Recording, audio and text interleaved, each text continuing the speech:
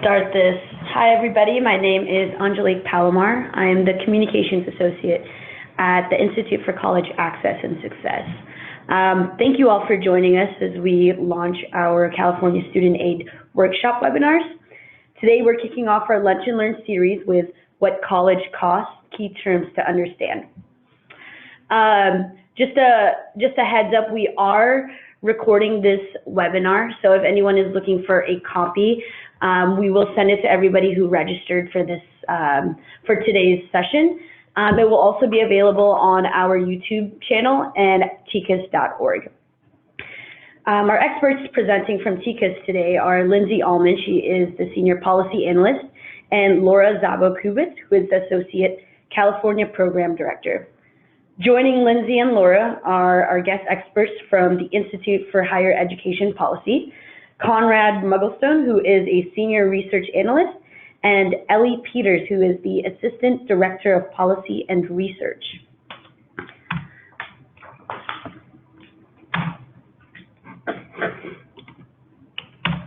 I'm going to give you a brief background on who TICAS is and who IHEP is. TICAS works both in California and nationally to increase awareness and reduce the burden of student loan debt, improve access to available aid, strengthen need-based grant programs, and protect students, borrowers, and taxpayers. IHEP is a research, policy, and advocacy organization that works to promote college access, success, and affordability, particularly for low-income students and students of color. IHEP prioritizes equity first by using high-quality data to improve student outcomes, strengthening and protecting need-based financial aid, enhancing post-secondary opportunities for individuals impacted by the criminal justice system, and by fostering increased college access and degree completion for all students, especially underrepresented students and students who stop out. Hi, everybody. This is Laura Szabo-Kubicz with TICAS. Before turning it over to my great colleagues, we wanted to just take a minute to talk a little bit about the California context. I'll also note one logistical point, which is that at the end of the webinar, there'll be time for Q&A. So please feel free to enter your questions into the Q&A search menu. So in terms of the California context, we will be discussing this in more detail, but college costs extend far beyond tuition and fees, especially in higher cost areas like in California. In fact, for the vast majority of college students in California who are attending colleges, they are at public colleges and universities where non-tuition costs, including books, food, and housing, make up the majority of total college costs. At California community colleges, for example, over 90% of total college costs are these non-tuition expenses. We view financial aid as enabling both college access and success. So aid for tuition enables our students to step foot in the classroom in the first place. And then, of course, aid for required books, transportation to class, food, and a safe roof over their heads allows students to return to class day after day and be successful students. Now I will turn it over to my TICAS colleague, Lindsay Allman. Hello, happy to be here. I'm going to talk a little bit about what sticker price is, cost of attendance, net price, and a couple places where students typically encounter these terms and why it's important to understand what these terms are and what the differences are between them. So first, starting with sticker price. Sticker price is the cost to attend a school before any discounts, aid, or otherwise are taken into account. Typically, a sticker price refers to the entire cost, including the amount needed not just to cover tuition and fees, but also the amount needed to live and cover basic needs while in school. And because sticker price doesn't include any aid or other discounts, it implies that all students are going to pay the same price. Here we have a picture of the sticker price for UCLA, which is found on their website.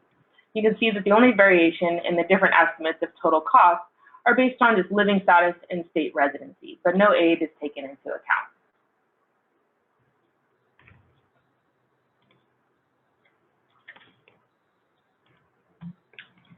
Now, the sticker price on the previous slide showed the school's estimated cost of attendance. The cost of attendance is a really important figure to focus on because it recognizes that, as Laura mentioned, the cost of college is much more than just tuition. Other basic living expenses don't disappear while you're in school, and students still need to cover housing, food, and transportation costs, as well as education-related expenses like books. So the total cost of attendance is the estimate of all of these costs: tuition and fees, plus housing and food, books and supplies, transportation, anything else that's necessary. The cost of attendance is also made up of two types of expenses: direct and indirect. A direct expense is what a student pays directly to the institution. In other words, what shows up on their bill. These include things like tuition and fees, food if the student's on a meal plan, and housing if it's provided by the institution. These are also generally fixed costs. Indirect costs are a school's estimate of living expenses and supplies and other costs which can be variable.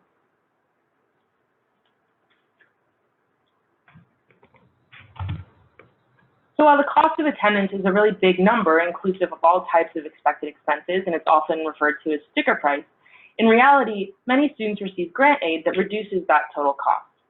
And in contrast to sticker price, the net price is the cost that different students actually face as a result of any grant or scholarship aid they receive. Net price is calculated as the cost of attendance minus any grant or scholarship aid. In other words, net price is the amount a student would actually need to save, earn, or borrow to cover the costs remaining after grants and scholarships. Here we have the net price, which is labeled by the school's estimated net cost for a student that was generated from UCLA's net price calculator, based on personalized information that estimates how much grant aid a student might need to put towards covering the cost of attendance. More on net price calculators later in the presentation, but the image shows that the cost of attendance is just over $33,000 and is subtracting the grant aid to arrive at an estimated net cost, which is much lower than the sticker price or cost of attendance. And that difference we saw for UCLA underscores just how important it is to understand the difference between sticker price and net price. Sticker price is like the estimate of a maximum amount a student could pay without regard for financial circumstance, and net price is actually taking into account financial circumstance and grant aid that's available. So let's look at the difference in two other California colleges. Here we see the total cost of attendance for two schools as well as their net price for a low-income student. Looking at just the total expenses column, Pomona appears much less affordable than the other. But in reality, looking at the net price shows that a low-income student actually faces a much lower cost at Pomona because of available grant aid.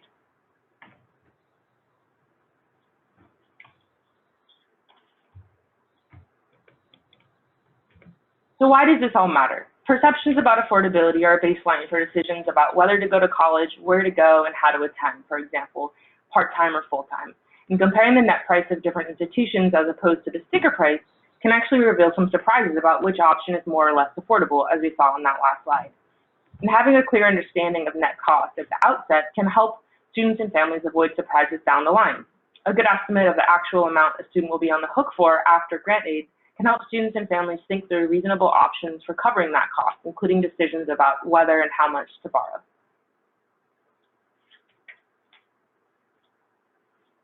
Looking at net price can also reveal some surprising facts about college affordability. In fact, colleges with low tuition may not have low net prices, and colleges with high tuition may not have high net prices. Here on this slide, the net prices shown on this slide reflect California colleges' own estimates of what low-income students have to pay after subtracting available grant aid to cover total college costs. In none of the 9 regions shown here does the lowest tuition school, the community college, actually have the lowest net price. And in 8 regions, the community college is actually more expensive than either the UC or CSU option.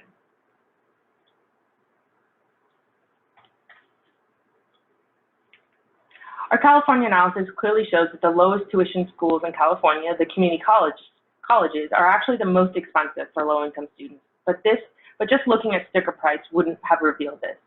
It also raises the question of what kinds of cost burdens that actual net price are representing.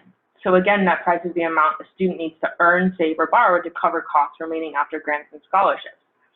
At all of California community colleges, low-income students will need to work more than 15 hours per week to cover net costs, and in several, they'd need to work more than 30 hours a week. Now, while there is some research that suggests working a modest amount while enrolled is not harmful and may indeed be helpful, the research is very clear that working too much is detrimental to student success. Our analysis also demonstrates just how big a chunk of total family resources would be needed to cover net price without working or borrowing. Nationwide, for families that earn $30,000 or less, the share of total income required to cover their net price is 77% at four-year colleges and 50% at two-year community colleges.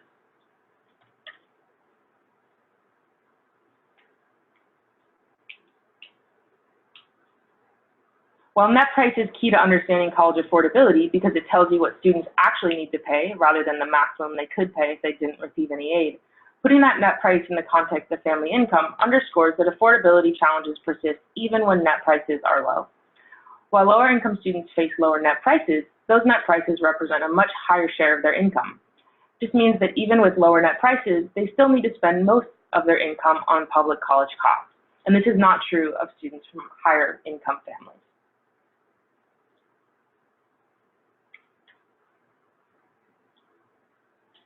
And while we're just looking at income here, these cost burdens have really troubling racial equity implications.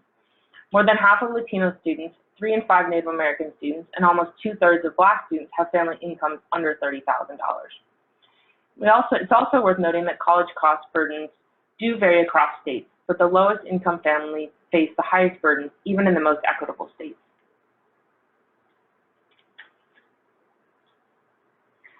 Now, net price isn't just a fancy word used by researchers and policy advocates and policymakers. Students also encounter the term. And for all the reasons we talked about before, it's helpful for students to understand what it actually means. Unfortunately, places where they currently encounter the term can sometimes be confusing. I'll talk a little bit about net price calculators and also financial aid offer communications, sometimes called award letters.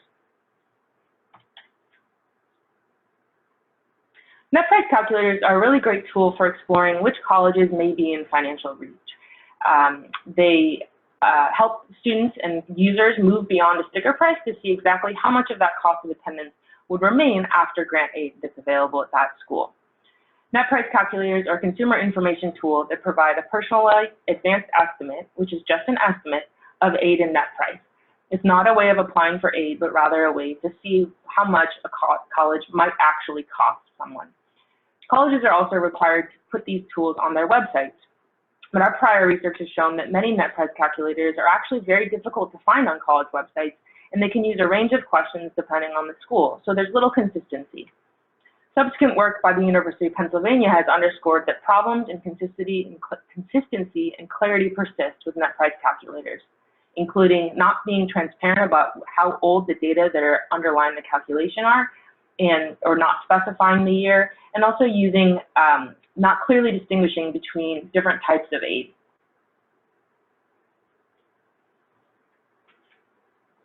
Here's a screenshot of 3 different schools we've looked at so far, their net price calculators.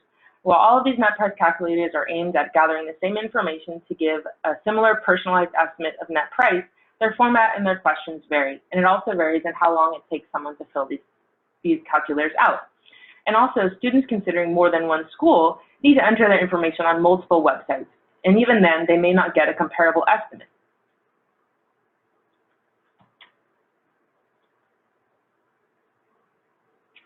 Another place where students encounter the term net price, which is very important, is the financial aid offer communication. This is something that students receive after they filled out the FAFSA and been accepted into a school. This is the first time a student's receiving information about their individual aid package, including estimates of individualized costs of the college that they've been accepted to. Unfortunately, our research and others' research, namely by USFire and New America, have shown that there are consistent challenges in comparability and consistency across current communications of financial aid. The best practice in financial aid offer communications is to include net price, which is the only way to enable fair comparisons of actual costs across schools. But unfortunately, not all aid offer communications include the net price. Some communications just list the aid amounts without a cost, and sometimes the aid types, for example, loan versus grant, are not clearly distinguished so that students are not fully aware of the different types of loans and what makes them different. Some schools also use similar terms for different calculations, which can be misleading. And some communications don't even include elements that a student would need if they wanted to calculate the net price themselves. Here's 2 examples of financial aid offer communications. The first is misleading because it uses a remaining cost figure, which is not the same as net price. Unfortunately, can't see exactly what that shows on the remaining cost line, but I can tell you it says 0. 0 is not actually the net cost because it's subtracting out loans as well as Parent Plus loans to get to a $0 remaining cost. But a student who's not aware of the differences between net price and remaining cost and what actually is a net cost might think that they have $0 expected to pay or needed to earn, save, or borrow to attend that college. The second image there on the top shows just the 8 offers, but no net price.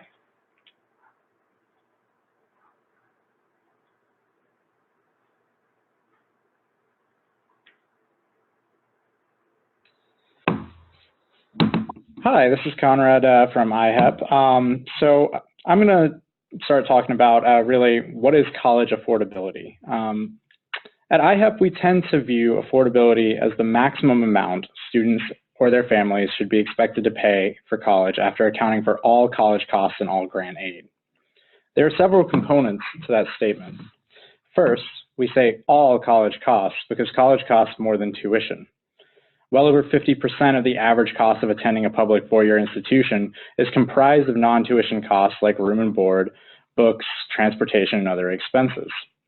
Second, colleges, states, and the federal government all provide aid to defray the cost of college through programs such as the federal Pell Grant, state programs such as New Jersey's Tuition Aid Grant, or Promise programs, which are popping up all over the country.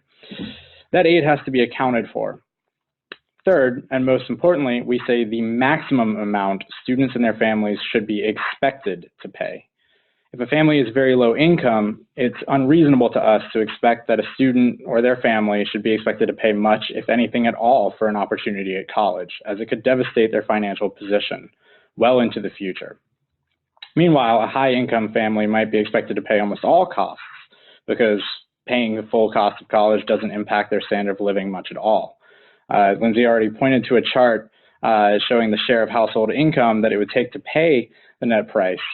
We calculate similar numbers. A huge percentage of a low-income household income, actually well over 100%, would pay for the average cost of attendance, or excuse me, the average net price at a public four-year institution, while a high-income student would only pay a small share, 14% or so. Still, affordability can be very hard to quantify. One relatively simple but well-regarded formula is the Lumina Foundation's affordability benchmark, which I list out here. It's known as the Rule of 10. This rule assumes that students can handle working 10 hours per week while in college at approximately the minimum wage or above, and that a household can save 10% of their discretionary income for 10 years to pay for college. Discretionary income represents income over 200% of the federal poverty guideline because we recognize that the lowest income families simply cannot save resources. They need that money to live. You need a significant amount of money just to live. So discretionary income. If you go to the next slide, please. Using this benchmark, one can see how much students can afford. On the next slide, you can balance it relative to the net price or the amount that one could expect students to pay.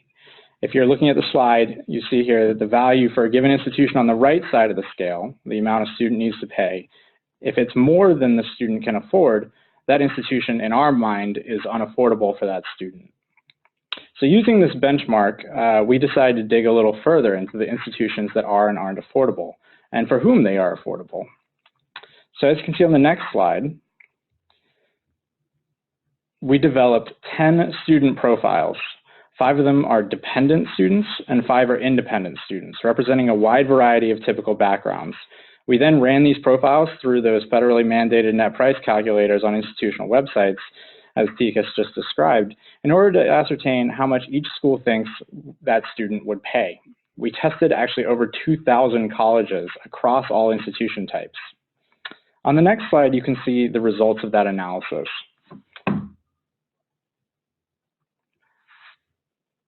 They're stark. On the left are our independent students. For these students, 98 to 99% of institutions tested were unaffordable by that benchmark. On the right, one can see that typical dependent students across income quintiles, and even those students all the way up until nearly the highest income quintile, most colleges are not affordable for them. Only the students in the highest income quintile have a broad variety of college options. And even a student from a household making over $160,000, in this case named Maria, cannot afford 10% of the institutions we sampled. We called this paper Limited Means, Limited Options, and the title fits. If a student has limited means, they truly have limited options to attend a college that meets the benchmark to be affordable for them. If you go to the next slide, please. We also tested a few policy change scenarios just to see how these changes might change the situation for students. For instance, if you double the maximum Pell Grant, it significantly improves the number of institutions that are affordable for low and middle income students, but still leaves 3/4 to 4/5 of institutions out of reach. If you look at this chart here, actually, we show the original affordability metric in gray. That's what you saw in the last chart. And you can see how doubling the maximum Pell Grant moves those bars up. Because Pell Grants are available only to low and middle income students, it has no impact on higher income students like Sergio and Maria in this example. But you do see significant impacts for independent students who are typically low income and are low income dependents, opening up their options a little bit. Still, over 3/4 of institutions for our lowest income dependent students are inaccessible or inaffordable, really, is the right answer. If you could look at the next slide, what if you cut net prices by $10,000? This would help all students afford college, but would have an even larger effect on low and middle income students, making nearly half of colleges affordable for these students. It also moderately increases affordability for higher income students as well, because this is something that would impact all students, as opposed to something like the Pell Grant, which impacts only low and middle income students. Look at the next slide, please. The bottom line for us is, from this research, we recognize that affordability challenges are equity challenges. Low and middle income students are not able to afford most of our nation's post-secondary institutions, costing students a shot at the economic opportunity and mobility that comes with higher education. I want to conclude on the next slide with a quick shameless promotion for a report that we're releasing this September. We're using the same concept, the same methodology, and applying it directly to public flagship institutions. I'll highlight real fast why flagships. To us, these are among the most selective, academically rigorous, and well-resourced public institutions in each state. And I want to emphasize really they're well-resourced. They receive significant taxpayer support, and in their foundation are generally expected to prioritize state residents and provide educational opportunity to state residents. So you might expect, given the resources and mission of such institutions, that they might be more affordable and accessible, especially for low-income students. You'll see the data and read that report soon, I hope. But a spoiler alert is most of those aren't affordable either. So with that, I'll pass the mic over to Ellie, who's going to talk to you about some of IHEP's other research on college affordability. Thanks, Conrad. Hi, everyone. As Conrad mentioned, I'm going to take the next few minutes to share findings from an IHEP analysis of how 2 statewide free college programs address college affordability for low-income students. In this analysis, which was released last fall, we assessed how Tennessee Promise and New York's Excelsior impact the net price paid by students from different socioeconomic backgrounds. So if we go to the next slide, we used a very similar approach to the one that Conrad just outlined. We used net price calculators for each institution in Tennessee and New York to assess the affordability of different institutions in the state for 3 of the 10 student profiles that we used in Limited Means, Limited Options. So we used Jin Suk, who's a low-income independent student with 2 dependents, Hakeem, who's a low-income dependent student, and Maria, who's a high-income dependent student. And in this analysis, we looked first at the average affordability gaps for these 3 students at 2- and 4-year institutions in Tennessee and New York before the respective free college programs were implemented, and then looked at the additional financial benefit that all 3 students received from both of the programs. So starting with Tennessee Promise on the next slide, this chart provides a brief overview of the key components of the program. I am not going to read through all of this, but just a few highlights. Tennessee Promise was launched in 2015 for recent high school graduates, and Tennessee Reconnect was launched in 2018 for adult students. They are both scholarship programs that cover tuition and fees for Tennessee residents who are attending community or technical colleges, who also meet other program requirements listed here, such as maintaining a minimum GPA. And so diving into our analysis on the next slide, this graph shows affordability gaps for Jinsuk, Hakeem, and Maria before the Tennessee Promise was implemented, which is calculated by comparing net price, including living expenses, to the Lumina affordability benchmark, which Conrad provided an overview of earlier. A negative number, or unmet need, indicates that an individual needs funding to afford their college costs. So, for example, we see that before the Tennessee Promise, the two low-income students would need to come up with more than $7,000 to cover 1 year of college costs at a community college in Tennessee.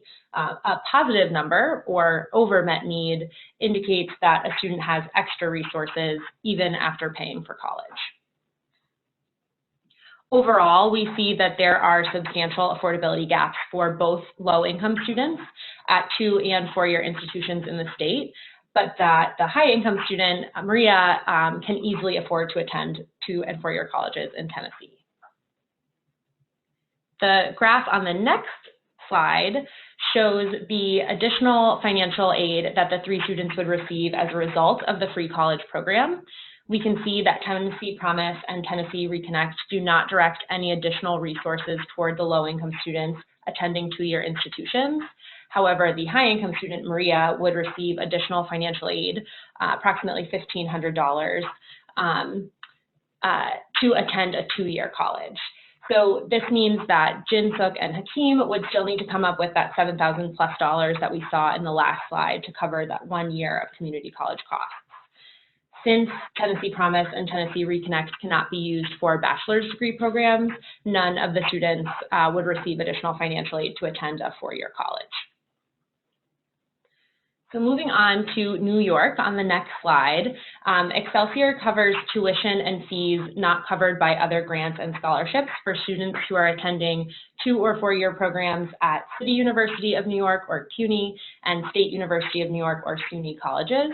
Recipients must be first-time college students, New York residents, and must meet certain income restrictions.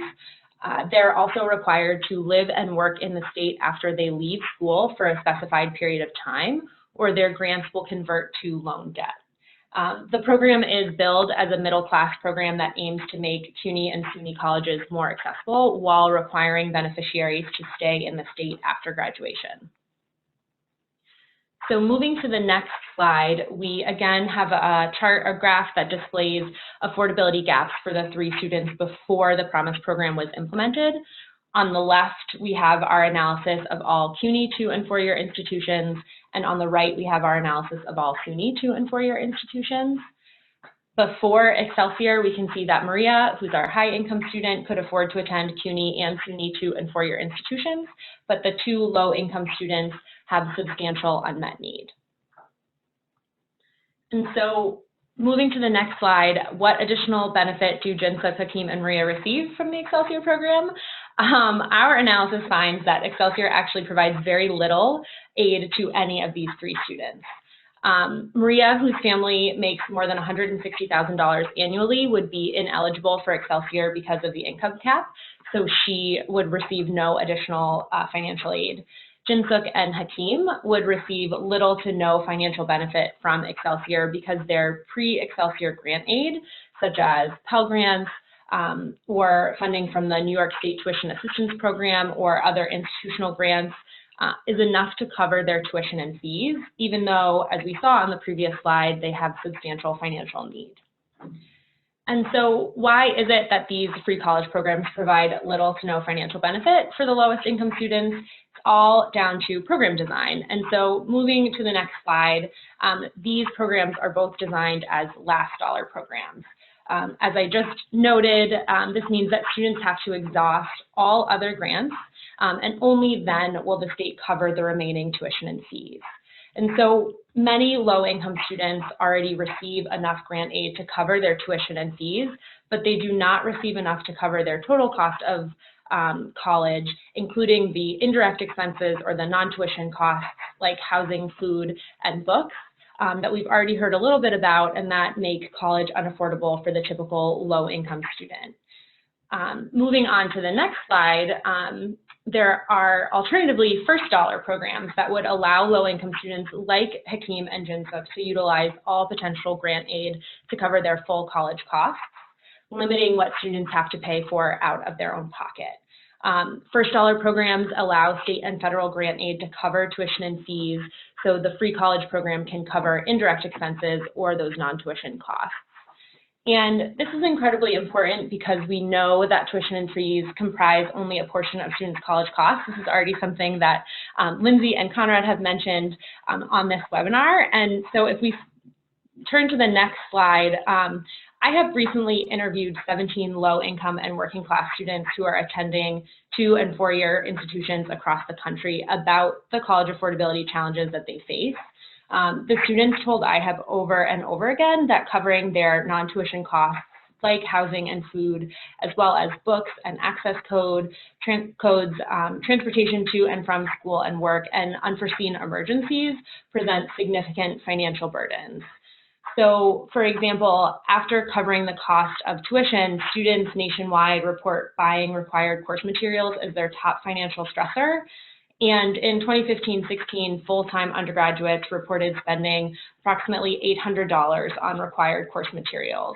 However, programs like Tennessee Promise and New York Excelsior, that are designed as last dollar programs, do not necessarily help students like Colleen, who's an Ivy Tech community college student who we spoke with, who, as you can see in this quote here, was struggling to pay for her food and for her rent, let alone her books and access codes, which are required course materials, while earning her associate degree. So those programs do not help students like Colleen cover these essential expenses. We released findings from our interviews with Colleen and 16 other low-income and working-class students this spring in a report called The Cost of Opportunity. And in that report, we share student stories of college affordability, the challenges that they're facing and the strategies that they're using to overcome those challenges, as well as recommendations about how institutions, states, and the federal government can help low-income students access and complete college and cover non-tuition costs as well as their tuition costs.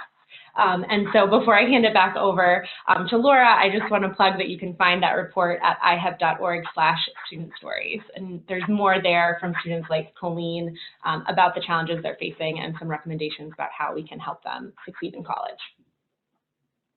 And so with that, I'll turn it back over to Laura. Wonderful. Thank you, Ellie and Conrad and Lindsay. This is Laura from TICAS. So we wanted to open it up now to Q&A. A few questions have already come in. I also had a few questions myself that I wanted to ask the panelists. So the first is for Conrad and Ellie. Why is it that many college promise programs are last dollar rather than first dollar? And are there any states or entities that have or are planning to implement first dollar programs?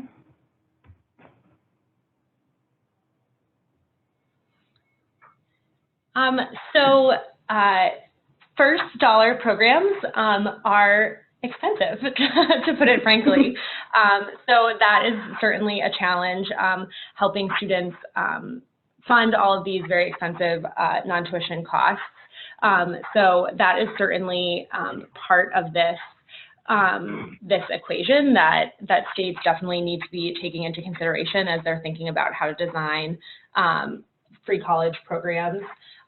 One of the recommendations that IHEP has made is to really ensure that to kind of address the fact that states have limited resources to devote to funding college costs for students, is that they target those programs to the lowest income students and prioritize funding programs that cover tuition and non-tuition costs for those lowest income students who have the greatest financial need and can benefit most from the additional resources. Thank you. And another cost-related question, but from a different angle. Have you guys identified any no to low-cost ways that colleges can ensure prospective students have accurate information about college costs and available financial aid? Sure. So Lindsay actually was talking about a couple of really important tools. The first being student financial aid award letters. Those are completely, they differ in what they offer. They are misleading from time to time. And so, you know, what we'd like to see is really an improvement in those. There's actually a piece of legislation right now that's out and under review, really. It's called the Understanding the True Cost of College Act, which provides a standardized financial aid award letter to every student who applies for financial aid. Standardizes terminology so that net price is the standard net price definition. Cost of attendance is the standard cost of attendance definition. Grant aid is grant aid and not grant aid plus loans. So it standardizes that terminology across the point, and it clearly communicates each level, you know, the cost of attendance, followed by the amount of aid, followed by a net price, so that you really actually can understand the cost. And that will help students have accurate information and financial aid much more easily. The other is, I do think there's a lot of room for improvement on those net price calculators. They're federally mandated, but it's not mandated as to what all has to be really included. Some are much more accurate and, you know, comprehensive than others. There's a ton of transparency issues with these. So, you know, you can find, like, for instance, in the flagships research, the University of California tells you how much the cost of attendance is and tells you how much aid you're going to get, but it doesn't tell you, break down where that aid is coming from. So you don't know, for instance, whether that includes Pell or doesn't. So that means you don't have real information on, you know, really what is left at your disposal to afford college. Another issue there is that a lot of these are first year, net price calculators actually only address first year costs. So any institution that front loads grant aid is potentially misleading to a student. They get through that first year, and then, you know, that second year, there's a bunch of costs that appear. So you can have some serious transparency issues there. Both of those are tools that need improvement, and people are talking about ways to really improve them through standardization and real transparency. Mm-hmm. I'll just jump in. This is Lindsay again, and I wanted to underscore I think the promise of the Understanding the True Cost of College Act to solve a lot of the problems we see in inconsistency in lack of comparability across financial aid offer communications. And at the same time, on the net price calculator, and also mention that bill is bipartisan and has a version in both the Senate and the House. So that's encouraging there. And at the same time, there's also bipartisan and bicameral legislation introduced to address a lot of the problems with the net price calculator that we just heard about, that would not only prescribe some more clarity in each individual net price calculator, but also create a universal net price calculator portal in which a student would only have to enter the information just once, and they could see the net price across as many institutions as they choose to have that comparability and ease of use. Thank you both. That was incredibly informative. I'll just note, as some folks on the call may be aware, last year in California, legislation was enacted. This was authored by Assemblymember Calderon that requires most California colleges to use the federal shopping sheet. So that is a great step in the right direction for California schools, but very promising to hear what's happening also nationwide. Also, a question that's come in, and I feel like it's already probably been mostly answered, but I'll just state it again. Our organization has an in-house scholarship program which mainly uses the last dollar model so that we can adjust our awards to students' needs after they receive all government and institution aid. Are there recommendations on what best serves low-income students? So I'll turn it over to you guys if you want to further elaborate, but it sounds like it's the first dollar programs are the ones that would help the lowest income students so that they can then free up their other aid to pay for non-tuition costs. Is that right? Yeah, we'd say that's right. You know, when you use a first dollar model, it frees up basically things like Pell to be used for additional costs. So, you know, that certainly is a more expensive, but definitely allows for much more flexibility in what students can afford in the future. And I can just add that in our conversations with students over the last year about the non-tuition costs that they really find most burdensome, we heard a ton about books and access codes, which students really need to be purchasing at the beginning of the semester, potentially before they've received their financial aid, making it really difficult for them to hit the ground running and start the semester off strong if they can't afford the few $100s to purchase their required course materials.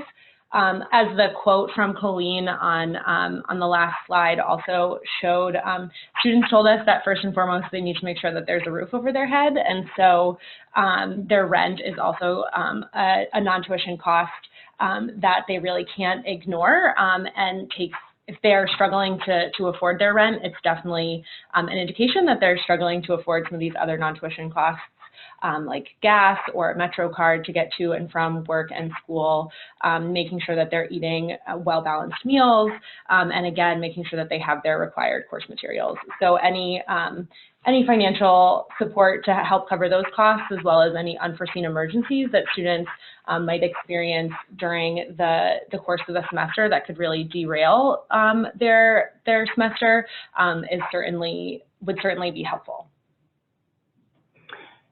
Thank you, very helpful. We just got another question, which I think dovetails nicely with this. The question is, do you have a sense of how California's College Promise program would look using the same analysis? I assume it also would have little effect on low-income student affordability, but provide benefits to students from higher income families. So I'm happy to take this, and then others feel free to jump in as well. As folks probably know, ever since the California community colleges started charging fees back in the mid-'80s, we've had a fee waiver program. So essentially, if you're low or middle income and you have financial needs, then you can have your community college fees waived. I think probably what this participant is also referring to, though, is that starting 2 years ago, there is another College Promise program that is providing fee coverage for all first-time, full-time students.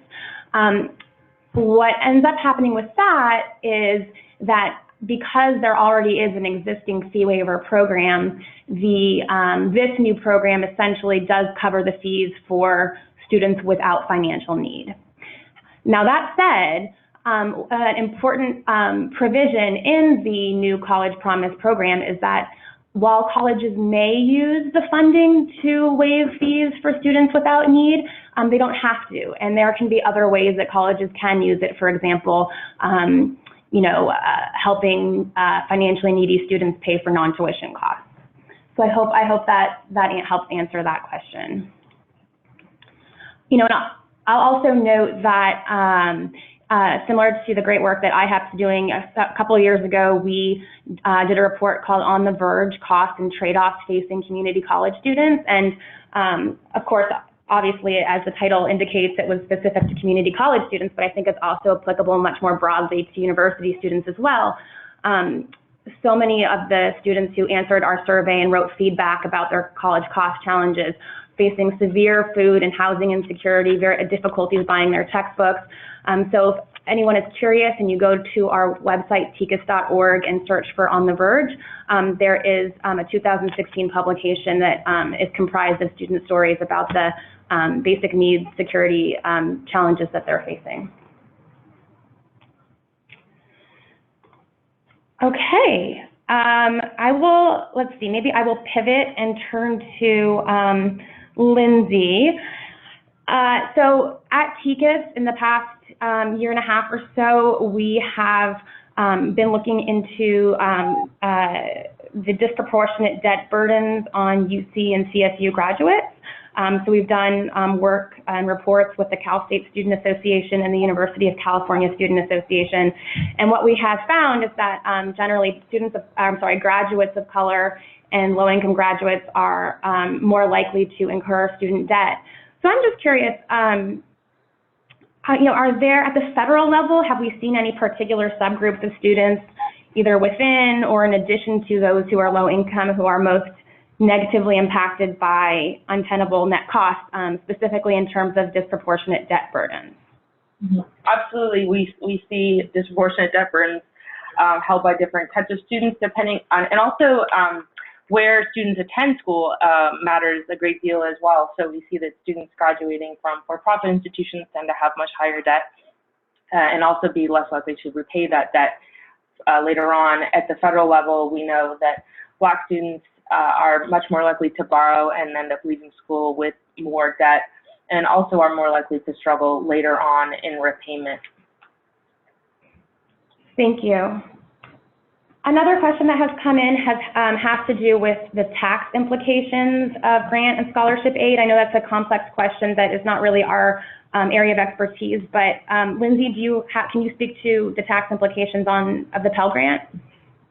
Sure. So under current law, Pell Grants are taxed as income if they're used to pay for transportation, food, housing, or other non-tuition costs of attendance, which in TICAS' view, it creates unnecessary complications and should not be treated as such. But in the meantime, in terms of navigating those decisions, schools can help their students decide how to apply their Pell Grant. So under current law, the current law generally allows students to decide whether to treat your Pell Grant as paying for qualified tuition-related expenses or living expenses. And actually, Treasury has a really helpful document explaining that option and the Pell AOTC interaction that I'm sure we can share with whoever asked this question. Hopefully, I think we should be able to find a way to share that document. Awesome, thank you. Another question has to do with how the costs of college are calculated at community colleges and whether there's any efforts to standardize that. I know what I can say from the California angle is that there are certain elements that are in terms of calculating one's cost of attendance that are required by the federal government, but of course colleges have their own discretion in adjusting those budgets. When I had mentioned earlier in the opening that for California community college students, over 90% of total costs are non-tuition costs, I had gotten that by looking at the California student aid student expense budgets, which are essentially they're offered as budgets that colleges can use, and several community colleges do use them if they so choose. And that is where I calculated that figure. I'll also note that there's the Sears survey that has not, until this year, had not been done in, I think maybe 12 years or something like that due to funding issues. But the California Student Aid Commission is currently surveying many students in California and getting some really great and helpful information. So I think that will should definitely have influence college budgets going forward.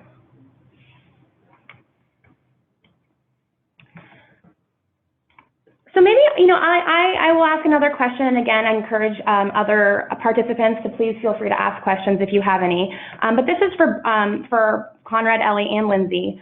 How can those of us who are invested in making college affordable best advocate for a stronger need-based financial aid that better covers total college costs?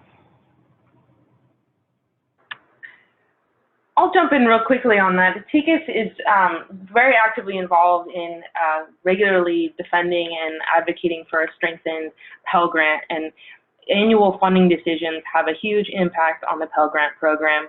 The Pell Grant is the cornerstone of all federal financial aid and really the heart of federal support for college affordability. And there's a lot of urgent needs in the program, and annual funding decisions by appropriators in Congress have a huge impact on how well the program is supported and the degree to which the purchasing power of the grant even keeps pace with something like inflation, which is already even smaller than the growth of college costs itself. So right now the Pell Grant covers the lowest share of college costs in the program's history, and it's really important that everyone who cares about college affordability make sure that their members of Congress hear them and know that we are all watching them and relying on them to make the investments that the programs need.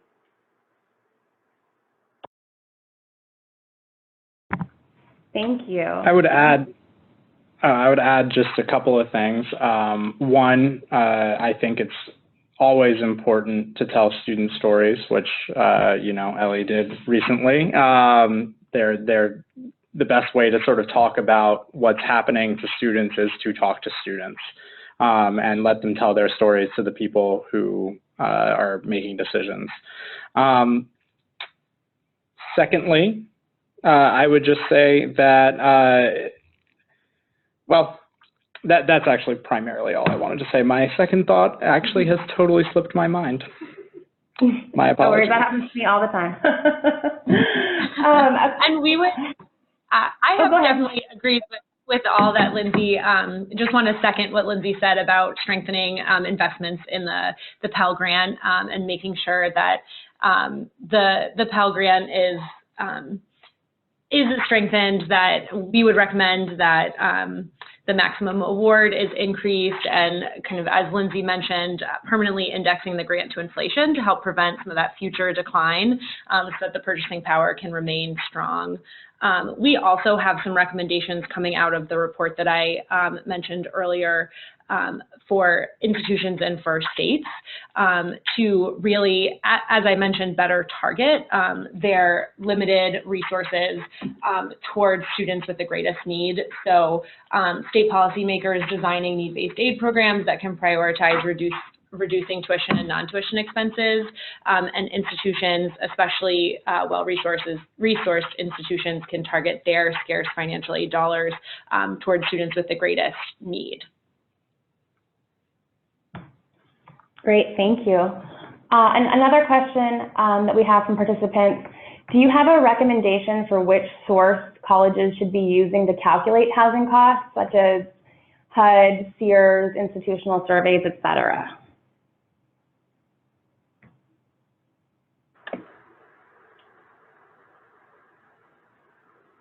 I mean, I can say, you know, I think that there are certainly pros and cons for these different sources. I don't know if I would necessarily say that there is one that is the gold standard, but certainly I think it's helpful that we're getting information directly from students as well as information that's being collected by the federal government. So I would say that I think that I don't know if there is a best source, but certainly all of those together provide helpful information.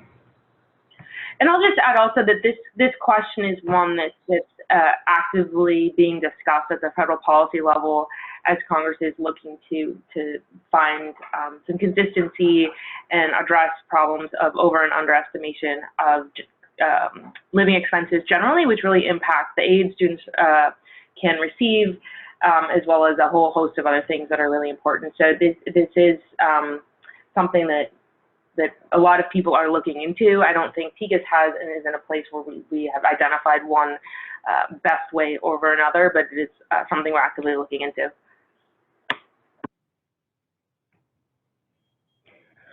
Well, thank you. And with coming in at just 3 minutes under the hour, I'm going to let Angelique close this webinar out. But thanks to all our great panelists. Thank you. Thanks, Laura. Thanks, Lindsay. Thank you, Conrad and Ellie. I'm just going to remind everybody who is participants or who are participating in this webinar that we will send a copy of today's session along with a feedback form. We would greatly appreciate if you could let us know how we did and what portions of this webinar you found to be impactful and important. If you have any questions, feel free to follow up with Lindsay, Laura, Ellie, or Conrad. And here are their contact information here. Well, thank you, everyone. I hope that you have had a lovely lunch where you learned a lot. And our next webinar will be on, I believe it's August 20th. So we will be sending out information about that. Thank you all so much.